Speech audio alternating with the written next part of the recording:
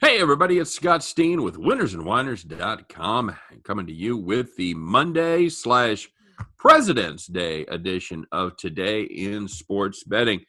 Scott, did you know back when I was younger, we used to actually get two holidays in February? We used to get Lincoln's birthday and we used to get Washington's birthday off. Did you know that?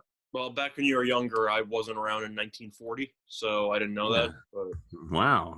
You've been saving that one in your wallet? I wasn't sure if I was going to go in 1950 or 1940, but either way, it sounded pretty good in my head.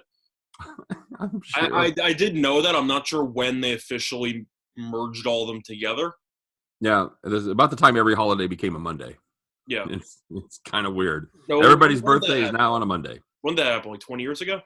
About that, yeah, somewhere in that neighborhood. Either way, President's Day usually, when I grew up, just meant you had school, but there were no buses. So one of the parents had to pick you up, which usually is all President's Day ever meant for me. But I know that my family, I believe, is not working today. So I guess, things change. But I always had Congrat- school on President's Day. So the holiday never really meant that much to me. right? Well, congratulations if you are working today. I mean, if you're off today, way to have the 3-day weekend. I know a lot of the nation is stuck in the deep freeze down there in the Mid-South. They get the snow and ice that you guys get about every 5 years or so. So have fun with that. I forgot, by the way, President's Day is Washington's birthday. I don't think it's either one of them. There's none of them? I think if I recall right, for some reason I think Lincoln's birthday was the 16th.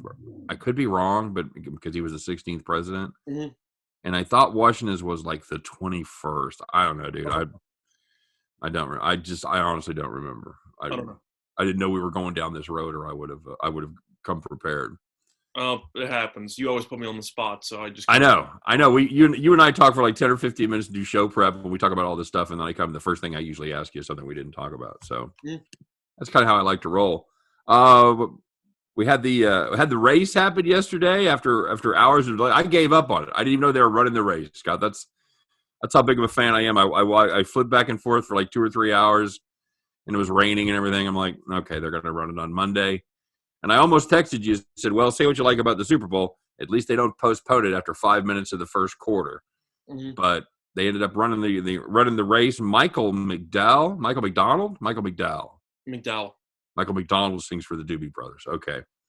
Congratulations on a totally unexpected victory. I think he was around 66 or 80 to 1.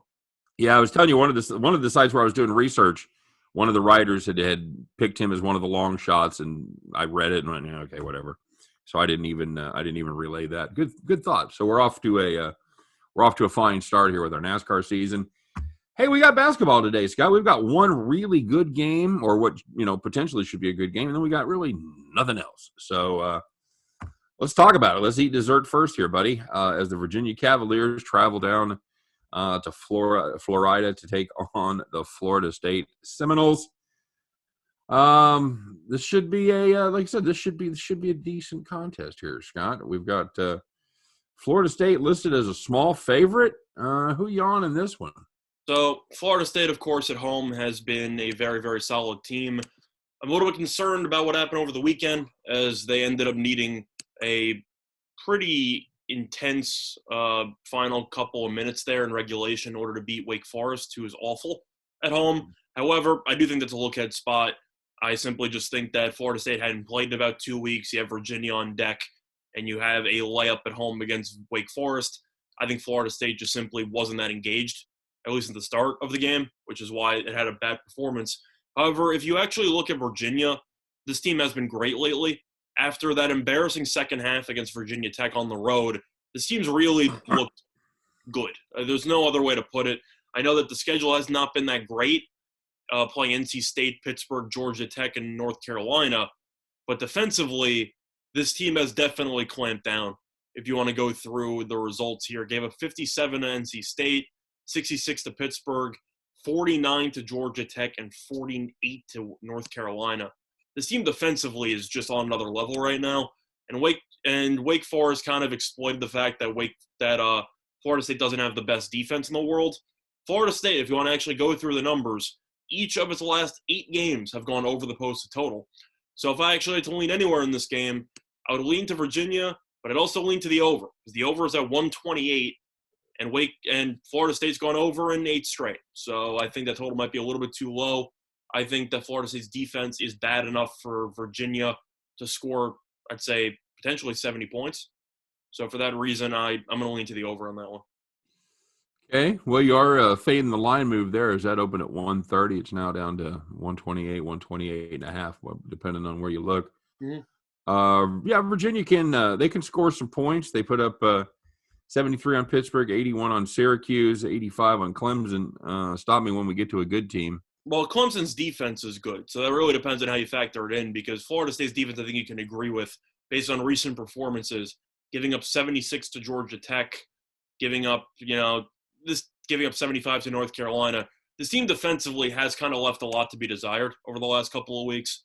So I think you can agree that Virginia has enough shooting from the outside to potentially score 70. And if they score 70 here, you're probably looking very good for an over.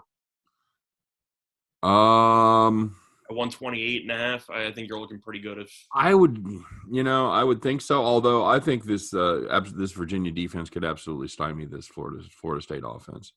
I think it could, but I do think Florida State athletically should be able to have some success against Virginia. I think Virginia will win this game. I just think Virginia's the better team. Would it shock me if Florida State wins? No, because home court means a lot in college basketball. But I don't know. I just think that both teams should have their moments offensively. And until I see Florida State playing under, which hasn't happened since mid-December, I'm gonna lean to an over on that one. Okay. Yeah, I don't care about the total. I don't want to touch the total. I like Virginia there. This is a Florida State team. Doesn't necessarily play particularly well at home. They lost to Georgia Tech last time out. I'm just saying I don't want to take an under with Florida State. No, I wouldn't. I probably wouldn't play the under there. But if I had to play a total, I'd play the over. I'd like Virginia on this side. Is going to be my favorite play from that game. Anything else from the College Board get you? I know there's not a ton of college games, but you and I talked about we were surprised for MLK's birthday. There was I guess it's officially MLK Day now. It's no longer his birthday, but they had a ton of games, and NBA and college as well. We thought there might be a little more afternoon type action, but we really got nothing. We got Murray State, Edwardsville, first game there at 4 p.m. So you got Austin, New Orleans at 2 p.m. Why is that not? It's an extra game. Sorry, but still, either way, really not much. I know that besides the Virginia-Florida State game, no other ranked teams are playing. It was supposed to be Texas Tech against TCU, but that game got canceled. So the card is really underwhelming. Now, having said that, I still ended up doing a college basketball play.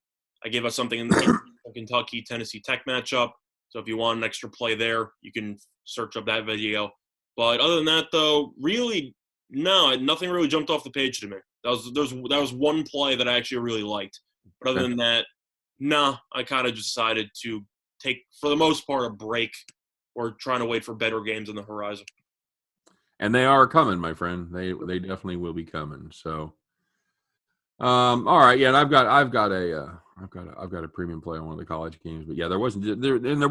What do we got? 10 games maybe. There just wasn't a ton to choose from. So, speaking not a ton to choose from, moving on to the NBA. How about that early game, Scott? How about your Houston Rockets and your Washington? We're no longer the Bullets, the Wizards, as they get together there in DC. Wizards are on a hot streak, though. They're on a 1-game winning streak, which might be tied for their season long. Oh man, that Boston team. Yeah, Boston. They're not good, Scott. You and I were talking about that before the show. It's time to face reality that Boston may be dreadful. Yeah, I think they're a 500 team right now. I can't even blame Kemba, because I thought that Kemba was the problem earlier in the year because he came back from injury and he was terrible. But he actually had a good game yesterday and they still got killed. Tatum couldn't hit water if he fell out of a boat. I'm not going to overreact to one game from Tatum. I still think Brown and Tatum are a very solid 1-2 combination. I didn't like the supporting cast. I mean, when you're relying on the likes of Tice and Tristan Thompson and Grant Williams to play 25-plus minutes a game, and Semi Ojeleye is your other guy off the bench, you're not going to have a fun time. I think you need a couple more quality shooters from the wings or something. Like you need some added 3-point shooting, my opinion. They need something. Mm-hmm. They definitely, which I think is the problem. They definitely have issues. So this is a Houston team, Scott, that has been absolutely lost without Christian Wood. Yeah, they fell off a cliff. They really did. They've lost 5 straight. They've failed to cover 5 straight. Did they get well here against a Wizards team that is not great in their own right? They won just well, they're going. They got 3 and 5 over their last 8. Surprisingly, it's not awful for Washington though. Yeah, Westbrook is questionable. So you excited about that? I think the Wizards are better when Westbrook doesn't play. So I actually think that matters because if you actually look at the numbers with Westbrook playing and Westbrook not playing in terms of metrics and everything like that, Washington is significantly better when Westbrook doesn't play. I'm not even trying to sound like a hater. I'm just going solely. I just wanted to give you the chance to go off on your Westbrook rant. It's not I'm just saying though. It's like it is. I used to like Westbrook as a player, but when the numbers are that much, I mean, the numbers aren't even close. Like the Wizards are one of the worst defensive teams in the league when Westbrook plays, and like a mediocre defensive team when he doesn't. It's really crazy how such a well-known former All-Star point guard, according to statistics, is just so bad when it comes to the team's success. It's just crazy when you think about it. But they won when he played yesterday. He almost had a triple-double. Houston, it's a good thing I jumped ship on that division bet. I immediately cashed out when I saw them lose to Charlotte by 25. And that was probably the right move because this team has completely hit a wall. Can't score. No, they can't score. Washington isn't really good at defending, but if you look at this matchup here, I know money has come in on the over a little bit. I think I have to lean to the under because I just – yeah, you have to six of what you think of Washington, you think of points. You think of the terrible defense. 6 of their last 7 have cashed on the under, Scott. Meanwhile, Houston, like we said, they can't score. 4 of their last 7, they haven't scored 100. Well, Washington's also on a back-to-back, so I'm curious if offensively they're going to have some fatigue in the second half. Yeah, that's of course, you wonder about that on the offensive side. You worry about it on the defensive side too. Usually, the fatigue's going to catch up on the defensive side. They're going to be a step slow, but I can't play. All I'm saying is, if you want to play this game, good luck to you because I have no interest. That's our show, everybody. Enjoy. I'm assuming you agree. Like I don't know why anyone would run to. I don't agree. No, I'm gonna play the under with confidence. I'm gonna play the under. Okay. Well, I'm leaning under, but I'm just saying if you're running to the window to bet on Rockets Wizards from like a side perspective, good luck to you. That's all I'm saying. I'm gonna fade the team that's lost 5 straight. Yeah, that's fair. That's I'm assuming that the Rockets will eventually wake up one day and play a good game without Christian Wood. I don't know when it's going to be, but I'm assuming that. Well, someday.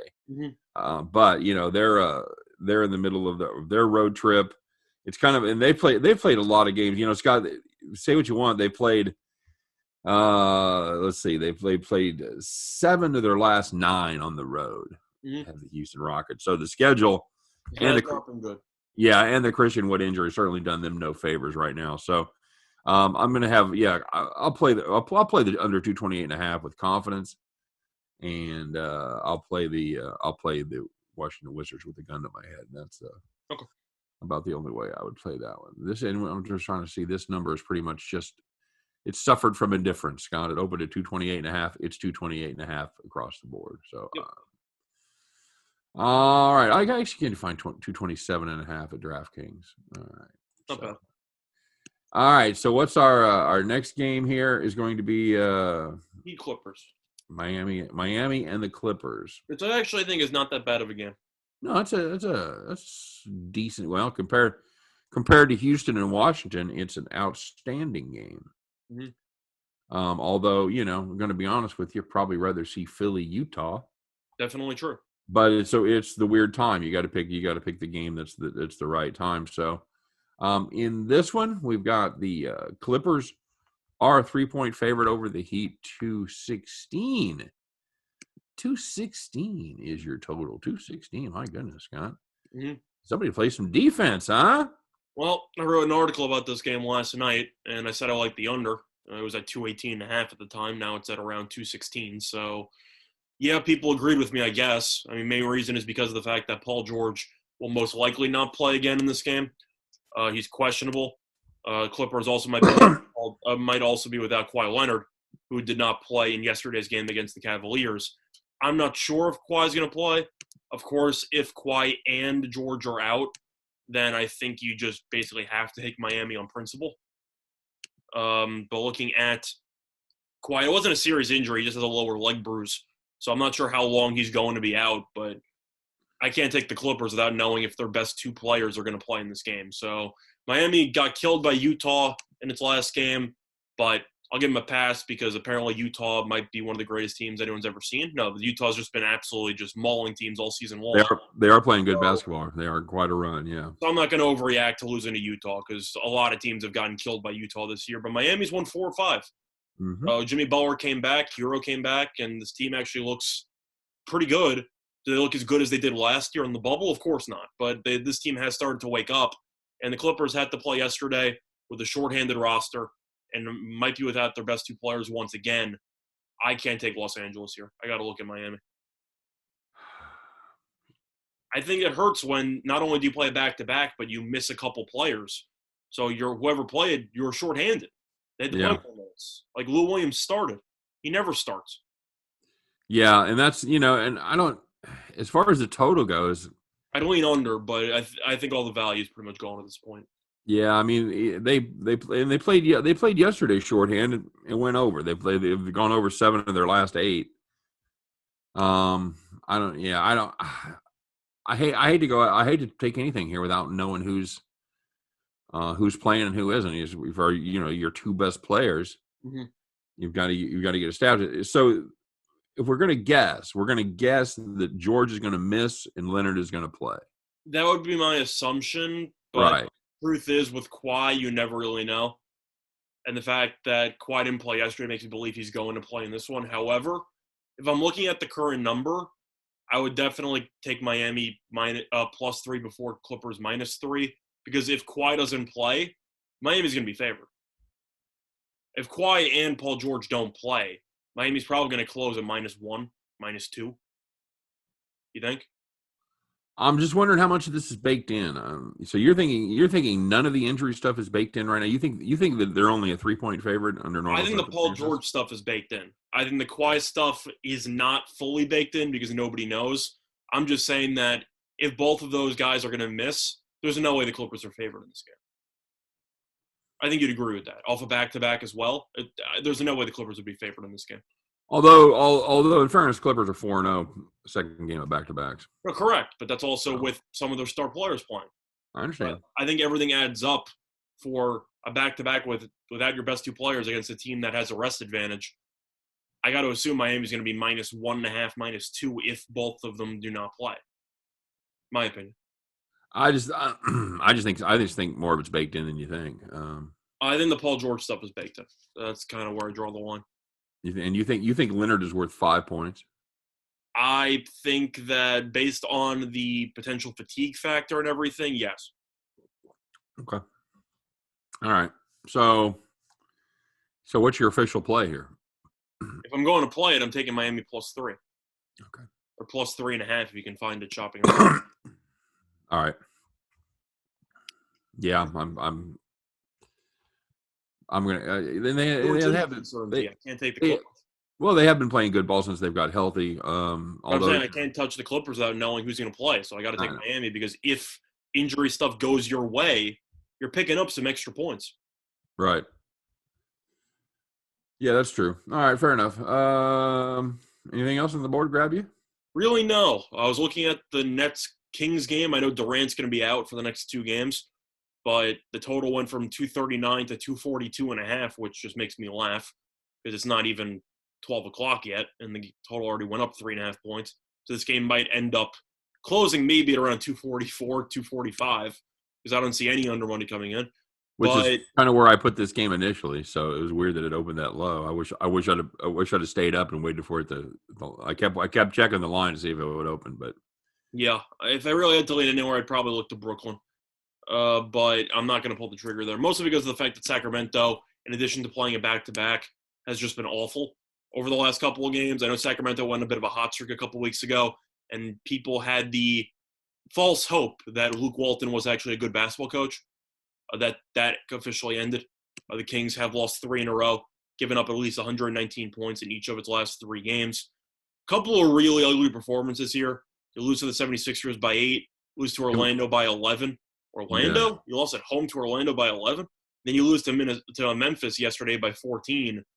Memphis is a team that was struggling, but still I think has some talent, so that's fine. But that was a weird line. Memphis being favored by 4.5. I think I would have played the Kings there, and I would have not won. So I wrote an article about it, and I had Memphis. But then again, I wrote it before I knew what the line was. So that's the issue with writing articles that have a 1 a.m. deadline, is that a lot of games, at least nowadays, with all the potential injury news and everything, you don't really know what the spread is until the following morning. it's so frustrating because I do my premium service, and I get plays out the night before so people can get them first thing in the morning. And you've got 8 or 10 NBA games, and I've got 2 lines. Mm-hmm. So and most of them inevitably are the games that I'm interested in, because those are the ones with high variance where I don't know. Anyway, yeah. Bitch. So I'm saying, would it shock me if the Kings in this one cover or everything like that? No, because the Nets have definitely looked a lot worse. Shocker, without Kevin Durant, who in my opinion is their best player. But assuming Harden and Kyrie play, I think you'll see a lot of points. But this Sacramento team is not exactly a team I want to run to the window to bet on, because this team has looked lost defensively. So for that reason, I'll lean to the Nets. But knowing how the Nets have been in very close games against bad teams all season long, it wouldn't surprise me if this comes down to the wire. Okay. All right. Good enough. It's really it. I mean, Utah. Yeah, it's a short schedule. There's no shame. I think I'd agree. Utah in principle. I know that Embiid's a game time decision. I watched Philly play over the weekend against Phoenix. I think Phoenix shot 61% from the floor. Right. Philly, don't get me wrong, this team has talent, but I don't really get where all the hype is for them to win the East. I just don't see it. Could be the fact they were in first place in the East. No, I know that it goes based on record, but I've watched them play. I just don't think this team is all that. Now, I know that the East is a lot weaker than people. I was going to say, well, there's my question. Who's better? In the East? Yeah. Not Boston, I'll tell you that much. I think if I was looking at a full-strength team, I'd say Brooklyn. Okay. You can make an argument, I suppose, for Milwaukee. That's still a toss-up, but I still think Brooklyn. And I would probably have to lean Milwaukee, even though I'm not fully on board with that. So, yeah, I mean, you've got a couple teams you go, well, they probably are better, but you don't have anybody that's head and shoulders above Philly. Definitely true. I'm just looking at Philly when I watch them play, and this team in close games and big moments just seems to shrink. Yeah. And I'm not exactly a fan of teams where I don't trust their best players in crunch time. Embiid is Embiid, so, he's going to put up numbers. He'll do what he wants. Simmons still can't shoot. Which is a problem, and I have never been a Tobias Harris fan. Like, ever. Okay. So, and I also don't trust Doc Rivers in a playoff series. So, I look at Philly and I just say, can you beat other elite teams in a 7-game series? And I don't think they can. Well, and I kind of thought they were kind of turned the page on being terrible on the road. They'd won 4 straight on the road. That's another thing. They can't win road games. And then we started backing them, and they're back to being a shitty road team. So correct. So if you can't win road games, and I can't trust you against elite teams, then why do I think you're going to make it to the finals? Yeah, agreed. All right, bud. Well, that's going to wrap it up. Hope everybody has a great President's Day. As always, if you're looking for information on these games or any others, don't forget to stop by and check out winnersandwhiners.com, kind of your go-to source for all things handicapping related. And, of course, we wish you nothing but the best today. Hope every one of those tickets in your pocket turns into some President's Day cash money back at the window. Hope you see more presidents than the ones we're celebrating. I know you guys we don't want to really care about seeing those Washingtons or Lincolns. hope you start seeing those Grants and those Franklins is who you want to see. So for myself, for Scott Reichel, for all of us over here at winnersandwhiners.com, appreciate you stopping by. Stay warm, stay healthy, everybody. Spring's on the way. Hang in there. If you don't got to go anywhere today and you're looking out and you see ice, don't do it. Don't do it. Stay in. All right, you guys take care. Have a great day, and we'll see you tomorrow on Today in Sports Betting. Bye-bye.